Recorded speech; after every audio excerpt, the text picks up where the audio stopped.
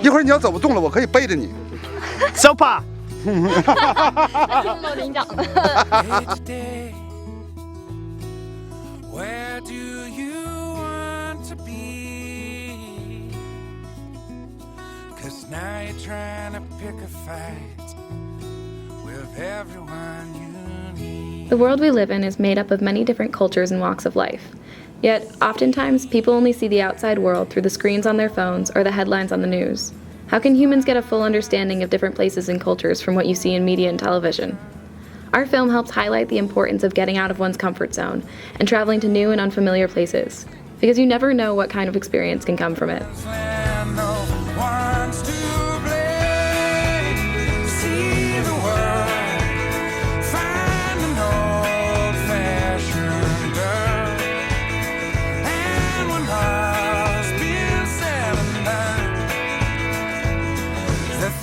The power of literature and film has had a profound impact on giving people the inspiration to make travel happen in their lives.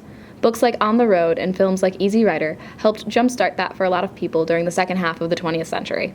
On the Road, which becomes maybe the most famous cross-country road trip, is the book came out in 1957, but it actually was written in the late 1940s, and it's about the experiences of Jack Kerouac during that period.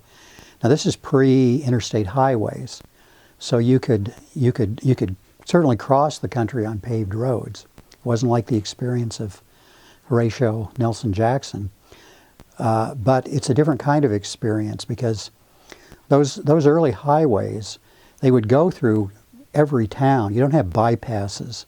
They would go right through the center of town. And so when he goes, through Des Moines or Omaha, he goes right into the middle of town and he has experiences there. Hey, Jack Kerouac, I think of your mother,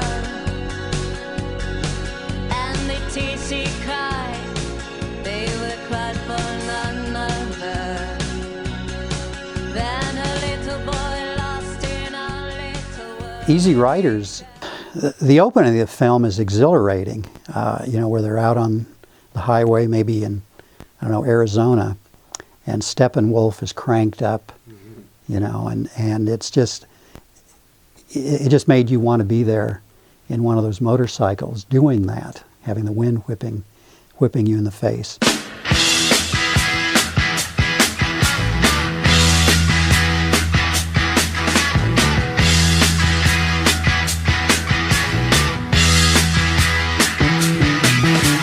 Get your motor running. And I don't know if it led to more people buying motorcycles. I'm sure that probably helped. But it kind of feeds into the same kind of desire that On the Road had, of just going out and the sense of freedom. Americans are always talking about freedom, and that's seemingly our highest priority. And the automobile culture, I think, plays into that. For a lot of us, what's more free than just being out on the open road, nothing to stop us?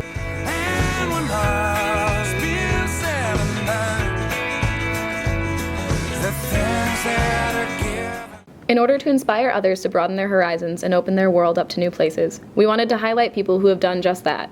Meet a man who has traveled to over 60 countries in his lifetime and has reported news all over the Asian continent. My name is Jonah Kessel. I'm a video journalist for the New York Times. I live in Asia, partly based in Hong Kong and partly based in Beijing. I've been traveling for, since 1999, in some respect, on and off, and it has certainly changed my world. But the whole point, I think, when I came back to Vermont to study was to figure out how to make journalism a career where I could travel. And initially, it didn't really happen quickly because I was working at small papers in the U.S. at first. It was always with the goal of getting out of the country, and trying to see as many places as possible. And it was so I didn't really have some type of deep fascination with Asia when I was younger. If I had it, I didn't know I had it. I had a fascination with everything. I remember at points back then where if someone had been like, hey, do you want to go here? Wherever it was, I'd say yes. It didn't matter, whatever country it was, whatever part of the world. And So I had my first international job was actually in North Africa, in Algeria, and from there I got hired in China. But I got kind of recruited to work in China, and I had no intention of going there. I just happened to get a job there. But going there sparked like this whole other career track that, you know, at the time I thought I was going to go for a year. And after that first year was up, it was pretty clear to me that I wasn't going home. And then, you know, so that was, what year is this? 2016. So that was like 7 years ago when I got to Asia. And, you know, since that point, I've been to almost every country in Asia. But now, you know, working. And so I guess if the goal at the beginning was to find and make a career out of traveling, definitely did it. And now travel is a very different thing. Making yourself live in a place that is so different from where you grew up certainly makes you understand the world differently. And I couldn't stress enough how important that is. I think if you do not travel, there's no way you would ever be able to understand our world. And if you don't understand our world, maybe you're not really being a responsible global citizen. And I think that's important. You know, I heard there's this debate a couple weeks ago, and Marco Rubio said something really silly like, Barack Obama is trying to make America like the rest of the world. Well, I don't want that. I want America to be like America. And this comment to me really hit me because it seemed like such a ridiculous thing to think that we're not in the same world. That what happens in China doesn't affect what happens in America, and what happens in Syria isn't affecting what happens in America. I mean, it's as time moves forward and travel becomes so universally part of our culture, the world becomes much more unified. And to try to avoid that or try to go against that, to me, is like really a kind of a back-looking type of attitude. It's not looking forward into what has to happen, especially when you start talking about the environment, which no matter what are going on in our geopolitical world, the environment affects us all. And so by looking at us as one world, I think that's the only way to start that real process of improving that people really understand the dangers of the world. And that's mostly to blame from the media, really. Like people right now are very afraid of ISIS, right? Everybody is scared of a terrorist attack. But I think you're like, I read, I can't remember the exact statistics, but like you're more likely to be killed in a plane crash than a terrorist attack. And I mean, people are actually probably incorrectly scared of plane crashes, but you shouldn't be scared of being killed by a terrorist if you're not scared of a plane crash. It's just like these kind of unjustified fears that, you know, when you see CNN and something bad happens and they repeat the news every 2 minutes and they just tell you that nothing has changed and they keep repeating this bad news at you, those type of things really have a big effect on people, as well as our entertainment shows, like, right? I think it's like Marshall McLuhan. Like, there's like these old studies that show the more TV you watch, the more similar you will think reality is like TV. So in like the TV reality, like 1 out of 4 people is a cop, and you know another 25% of people are doctors, and like people are shooting each other all the time. This is not reality. This is TV's reality.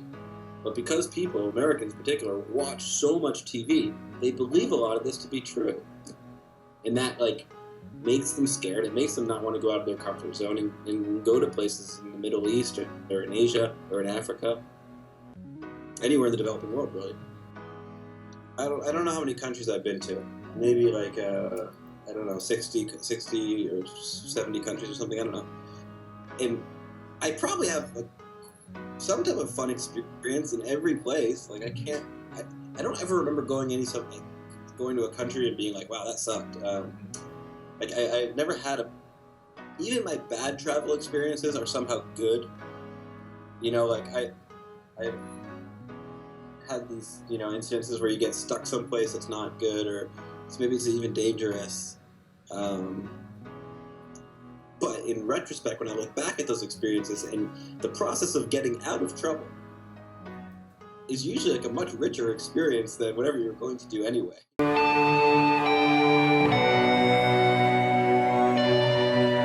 Telling the truth, I've said it before, tomorrow. Going out on a cross-country road trip can mean more than just seeing a bunch of tourist attractions.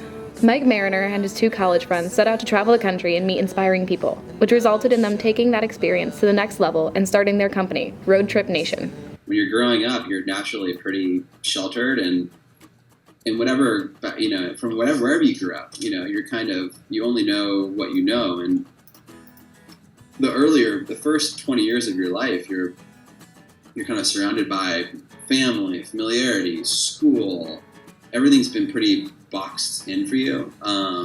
So I do think that some type of experience in your 20s is just important to kind of shatter that a little bit.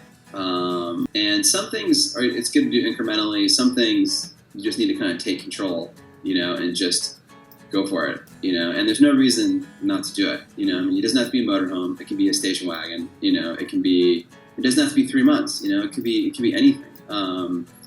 And the important thing too, I think, about meeting people out there on the road is that you don't just want to make it a touristy road trip. Oh, let's go see Mount Rushmore. You totally miss the experience by doing that, and you kind of stay at a level of superficialness.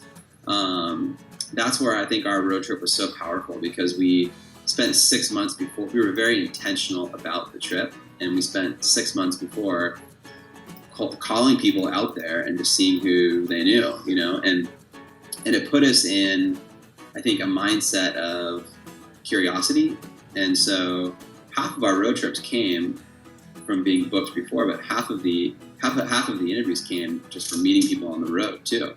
When we were in Maine, we didn't cold call lobstermen in Maine. We were jumping in the water in Maine to kind of bathe and, bathe off. And we met this guy who knew a lobsterman, and we just asked him if we could sit down with him and learn about the story. And we spent an hour with him sitting on his boat, learning about how he became a lobsterman. If you change your mindset in terms of really looking at the world as a classroom and learning from the people and their stories, it gets way, way richer. And I think if you do that enough in your 20s, you set up your mindset where you take that with you your entire life.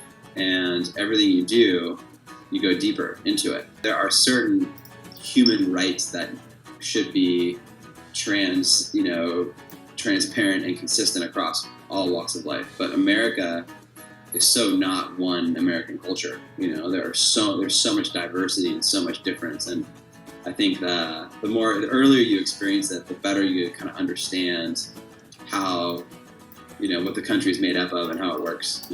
When we were on our road trip, there was no Google Maps, and we had cell phones, but there was, no Google Maps is huge. We used paper maps, which sounds so funny to say now, and we had to ask people for directions all over the place. And I think that's one thing that you miss now is, like, when you're lost, you don't pull over and talk to some backwoods guy in the middle of Arkansas, about like how the hell you get out of here. And then you get to know them and talk to them, maybe end up having dinner with them or park your motorhome. They give you a shower and make you a meal. And I think the technology has made it easier, but it's also made it more insulating. And I think even more so if you're on a road trip or a trip like that, to be really proactive about not being insulated. You don't really know who you are on all levels, especially in your early 20s. So I think it's important to it's a good notion of leaving home, leaving all of those frameworks and expectations of what you think you are, getting away from that, moving forward, and then being in totally foreign, new places, and then meeting all these people on top of that. When taking a look at travel in the 21st century, media and technology have definitely played a huge role in shaping people's opinions on certain parts of the world. This oftentimes brings up concerns with potential travelers on where it is safe to go. I'm Eric Worth, and I'm the Assistant Dean for Admissions for SIT Study Abroad. Donald Watt, who was our founder, decided that there could potentially be less conflict in the world if people just got to know each other, especially if youth just got to know one another. There would be less wars. While Ebola was limited to Sierra Leone and Liberia, It still impacted students' perceptions and families' perceptions of studying abroad in places like Ghana, Cameroon, and Senegal that had no reported cases of Ebola, but you still fight perceptions of geographically people aren't necessarily familiar with distances on the African continent. You can have the same kind of conversations, with international students wanting to come in the U.S. There's domestic terrorism within the U.S. and mass shootings, and people may view the U.S. as an unsafe location, but as U.S. citizens yourselves, you would understand sort of the context of, well, that happened in Colorado and you're studying in Massachusetts, or that happened, in X state and we live thousands of miles away or hundreds of miles away. I mean, there were bombings in Boston, and yet Boston is one of the major hubs for receiving international students into the U.S. And so you can't take it lightly, but you have to look at, one thing is what the media portrays, and the other thing is real safety and security on the ground. And so we're always weighing the real safety and security on the ground. There's two things to consider in that. One is that the world is a lot smaller thanks to the internet and social media. So the idea that you know or may have been exposed to people, ideas, viral videos, pieces of culture from countries that are, farther off than just Western Europe or maybe Japan. And so I think people have, a lot more exposure to the world through the internet and social media. So their options all of a sudden may seem a little bigger, whereas before maybe you didn't know anybody from Jordan, now you do. And then the other conversation to have around media and technology is when students are abroad, it's so easy to stay connected to home. And so while you're abroad, you may, whereas, 15 years ago, you wouldn't have had Wi-Fi everywhere. Today, if you study abroad in Vietnam, you don't even need to purchase an international cell phone plan because there's Wi-Fi everywhere, and then they'll give you the password, and you can FaceTime your friends while you're sitting in a cafe having a cup of coffee. And so what does that do when you're so connected still to your home culture? It can add a lot of sense of security for the students studying abroad or for their families who are concerned about them, but it also limits their integration or how immersed they can be in the host culture when you constantly can check your Facebook feed and see what your friends did 5 minutes ago, even with a time difference. The world of blogging has become an outlet for travelers to share their experiences to a larger audience. Brooklyn native Jessie Festa started her blog, Jessie on a Journey, which made it possible for her love of travel to become part of the work she does year-round. My name is Jessie Festa, and I am from Long Island, New York. I've been living in Brooklyn for 3.5 years. I like many different kinds of travel, but I would say my main types of travel is solo travel and responsible tourism. That kind of ends up being what I write about the most as well. I'd say the first time I really fell in love with traveling was when I studied abroad junior year of college. I studied in Sydney, Australia, and met this girl. We got matching tattoos. We're still really good friends. Just had so much fun living in another country, and there were a lot of similarities to the US, but there were also so many differences, and it was really fun just kind of going off on my own and exploring them. I really liked the idea of going somewhere and trying to fully integrate myself into the culture and learning about it that way. So I'd say that was when I really was like, oh, I want to do this all the time. While I was going to college, I would kind of during breaks go backpacking through Europe and then go backpacking to South America. And then when graduation was coming, I stalled a bit by getting my master's, and I'm dead serious. I didn't even want a master's. I just was stalling because I didn't want to graduate. And then when I finally graduated with that, I was getting hounded by my family to get a real job. I just knew I didn't want to do something just because it was what we were supposed to do. So then I just kind of started Googling travel jobs, and I found an online class, and it was kind of a travel blogging class, and I realized you didn't have to be, Samantha Brown or Anthony Bourdain to make money telling your stories of traveling. It took me a while to kind of find my footing, but I've been doing it now for 6 years, and I feel like I have a pretty firm grasp on how to go about it, and it's kind of figuring out where you can fill gaps for people is how I've been able to monetize it. And also listening to my readers, what they want, and kind of building products and services around that. So that's how I've been able to turn storytelling into something that could actually make money. Our next story highlights the stories of a business management professor at Florida Atlantic University who is taught all over the world to students from many different backgrounds and lifestyles. The university felt that, we live in a global world, and it's important that the faculty have, global experience and cultural outreach. But the university wanted me to have this cultural exposure. And one of the interesting things was, of course, in Dubai, I got to meet Muslims. And my students were all Muslims. Now, some of them were Arabs living from Dubai. Others were expatriates coming from places like Lebanon, India, Pakistan, you name it, throughout the Middle East and Europe. So, so I would meet with my students, and we'd have lunch together, and we would talk about the culture. And one of the surprising things was, I always had the impression that the Muslim culture was pretty much a male-dominated culture, and that women would not have and I was teaching from the College of Business, and they were taking business courses, yet we had women students. And they told me that actually the Arab culture was very supportive, and there are a lot of women in the Arab culture that are active entrepreneurs in business. This is something I never knew. And it was a very interesting experience to get to know these students, to talk to them about their religious as well as their social experiences. They gave me a tour of the school, and they were building new buildings because they were really growing. So I'm in this school, it's under construction, and all of a sudden here comes about, I would say 8 or 10 beautiful young ladies with these very colorful dresses with pots of concrete on the top of their head. So that's how they transported concrete from where it was produced in the trucks that delivered it into where it was being used as part of the construction. So you're standing there in a modern building in a school that really features technology and computers. And yet here is this old culture, young ladies carrying pots of cement on their head. And it was beautiful. And I wanted to take pictures, but I couldn't. Taking the step to travel to another country for a long period of time can be a big decision to make. Here, we highlight recent stories of young people's experiences abroad and how it has shaped their outlook on the world. My name's Carter. I'm from Marshfield, Massachusetts.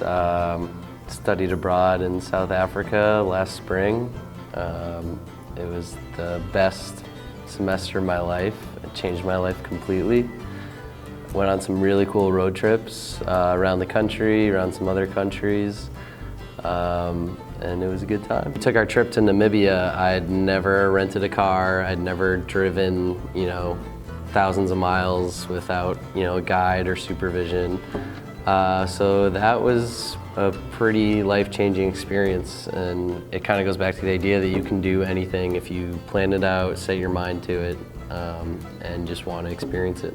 So the best day was when we woke up at our destination. We got in there late last night, woke up early in the morning, I want to say 4 a.m., drove another 30 minutes into the desert to climb Dune 45, which is one of the tallest dunes in the Namib Desert.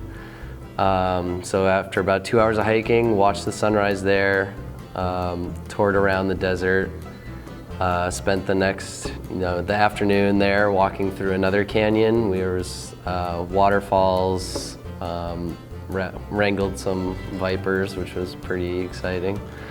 And then on our way out, we ran into a cheetah preservation, and it wasn't part of our plan. It didn't show up on any maps. So we decided to pull in, and they basically told us that for $10 they had rescue cheetahs that we could get to meet, hang out with, basically cuddle with, which is pretty amazing. So yeah, that was just every day was like that. It was finding something new that was completely unplanned. And I think that's the best part of planning your own road trip, is you can do whatever you want. If you see something that looks awesome to you, you can do it. We were debating whether or not to pull over at this place, and thank God we did, because it was the best day of my life. Yeah, there were definitely times where we felt out of place. There was one gas station we pulled into, and the guy asked if we were American, and we said yeah, and he said, "You're the first Americans I've ever met. We've never had any Americans come through this town." And that was pretty mind-boggling to me, because, you know, I get kind of stuck in this zone where I think, oh, everyone's met Americans, you know, we're everywhere. But to truly get out there and be somewhere where someone knows pretty much nothing about you, that was pretty humbling to me. And they were, you know, the nicest people we'd ever met on top of it. So one of the most important things I learned on the road trip, people had told us that it was going to be really dangerous. They didn't want us to do it on our own. They told us to do a guided trip. You know, there was people, like dangerous people, you know, or dangerous animals, anything like that. And what we found was it was the safest environment we could be in. We met the nicest people we've ever met. Everyone helped us along our journey, and that was one of the biggest things I learned, is not to be afraid of what people tell you if you're about to embark on a journey like that. It ended up going perfectly, and it did end up changing my life. I feel like I can do a lot more now. I feel like I'm capable of traveling on my own anywhere, and just being more of an adult. And I think if everyone has the chance to experience that, they can make their lives much more fulfilling. So my favorite memory on that road trip was definitely watching the sunrise on the dunes of the Namib Desert. That was our end destination. So after 5 days of sleeping, you know, in the sand, in tents, you know, eating whatever food we could come by, kind of barely getting along, but in a good way, we finally got to our furthest destination, which is called Sossusvlei, Namibia. It's got the highest sand dunes in the world, and it took us about 2 hours to climb to the top and 5 minutes to roll back down, because the sand is just one step after another, brings you back down. So that was the best memory for me, was completing that trip, knowing that we were capable of it, nothing went wrong, and it was probably the greatest feeling I've ever had. Yeah, so I got this tattoo. I kind of ran out of money at the end of my study abroad trip, so I couldn't get over there, but I did get it as soon as I got home. It's kind of my daily reminder of the feeling that I felt every day when I was abroad, and especially on that road trip. It's waking up, you know, we woke up at sunrise every morning, stayed up late every night, made the most of every day, and just took every opportunity we got to make it the best trip we could make it.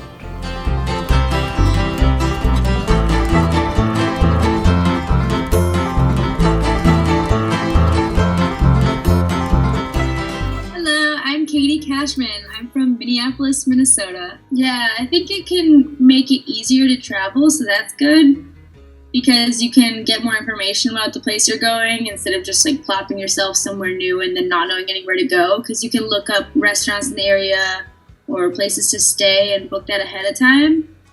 So that's nice, but it doesn't take away from the fact that you're still going to be surprised when you go somewhere new. Like, the internet is never enough of an experience as the real thing. So we created the account because we were sitting around one day and we were like, wow, together the 5 of us have been to 48 countries and we'll be going to like 3 more in the next year or something. So we just decided that we should try to collect all our photos in one place, so we have like our own little scrapbook to look through all our travels, and maybe we can share the information with other people, because people are always asking us like, what'd you do in Mexico? What'd you do in Costa Rica?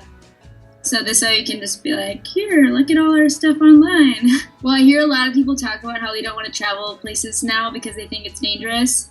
And I think that's a huge bummer, because many places have a lot more going on than simply terrorism. And I think it's a really sad thing if people stop losing sight of like wanderlust just because of the fear. Like, it's kind of letting ISIS win if they stop you from traveling to Istanbul, because that's exactly what they want to do. I mean, there's a reason why they killed German tourists in the most touristy place in Istanbul, outside of the Sultanahmet Mosque. Like, it wasn't to kill Turkish people. It was to kill foreigners who were traveling there, to dissuade people from traveling there. And it really is like, it's really depressive to the economy of that place if people just stop traveling as a tourist to that place. That's happening a lot in the Middle East, like friends that have been to Tunisia and Egypt recently, and other places around that have had violence. it's like the tourism industry is so dead, and like it really causes suffering for the people who live there who have nothing to do with terrorism. I think that they are trying to scare people from going there, which is all part of their plan to instill fear in all of us, and it really takes away from the capacity to empathize with one another if we associate a country with a terrorist act that happened there. Yeah, because if everyone spoke the same language, it'd be pretty boring. Like, the part of the reason why traveling is so interesting is to go somewhere where people live their lives differently. So if they speak a different language, then it's just more of a challenge for you to learn what someone else's life is like. And it can be really fun. Throughout all my travels, what's been learned or what's accumulating is a form of empathy. So being able to always place yourself in someone else's shoes is what I try to do every day, because you never know what someone's background is or what their family's like or what they come from. So it just makes it easier to understand where people are coming from with all the decisions they make, when you can imagine that so many different cultural backgrounds have led people to be so different all over the world.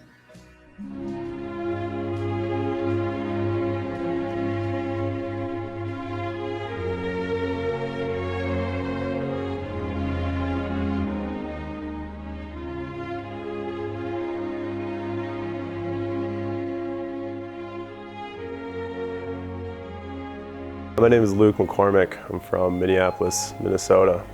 To New Zealand for 3 months and Europe for a month. In a heartbeat. Yeah, I would move there. And it was crazy. It was really scary. it was very, very scary. Especially going into the airport, departing from MSP to New Zealand. It was the most terrifying thing ever. I was like, wow, like, what am I doing? I am by myself.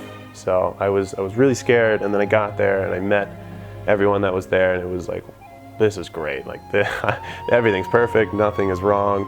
So it was from total scared to relaxed and happy again, and then kind of the release from the group there. Once that was all said and done with, and I went off and did the woofing, it was a little better, just because I had kind of seen the lay of the land and I knew what I was up to, even though I was still alone, but I was more confident at that point. I knew I just knew how to take care of myself after being with them for 30 days, so I could spend the next 60 just figuring it out and by my lonesome. So yeah, it was total morbid fear of nothing to relaxation to, okay, this is really great. Just seemed like a cool little spot. You know, I'd not known many people to go down there, and so I didn't have many resources to begin with, so I thought that was kind of interesting. You know, it was more of like, well, let's see how it turns out, like, type of trip. And I guess the spontaneity of it, and, you know, just from Lord of the Rings, I'd heard that it was a beautiful, beautiful green, you know, hillinous place, so it caught my attention. Before the people take these big long expeditions overseas, over the pond, they're going out and asking every which person and what they know and where to go, where to stay, what to eat, what to see while they're down there. So it's a nice resource, just so you can kind of get the gist of a place without ever going there. So I think that's really helpful. But yeah, I think all the blogs that come from traveling and the different Facebook pages people like to make for themselves while they're traveling, I think is a little excessive.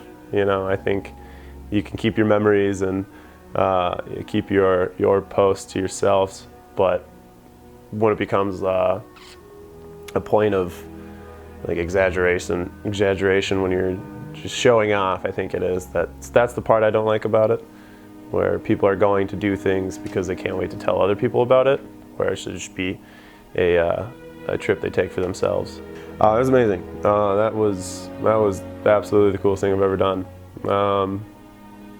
It was kind of humbling just to see what it's like to make rent in a different way, you know, because I was working on these farms, but of course that's their actual life. That's what they do, and it was very cool to see these hardworking people. I mean, the gentleman I'm thinking of right now, Farmer Brown was his name, of course, Farmer Joe Brown. And he had a duck farm. It was the first farm I stayed on. And he'd been doing that for 45, 50 years. The guy was damn near 70 years old, and he was still out there every morning picking up duck eggs and, you know, going through the weekly regiment. But he's incredibly happy. He's very just, you know, he had a nice family and life was good on that farm. So for me to be able to see that, that was nice. That was cool to see the other side of happiness. I think the humility it teaches you, and the work ethic that you should bring, like, well, to either take away from it or bring to it. I definitely wasn't the, like, go get 'em, you know, wake up every morning and make today better than the last type of guy. But after that, it was like, wow, like, you can wake up at 6 a.m. and really have a fruitful day if you put your mind to it. So yeah, I would recommend woofing to anyone ever. Yeah, yes and no.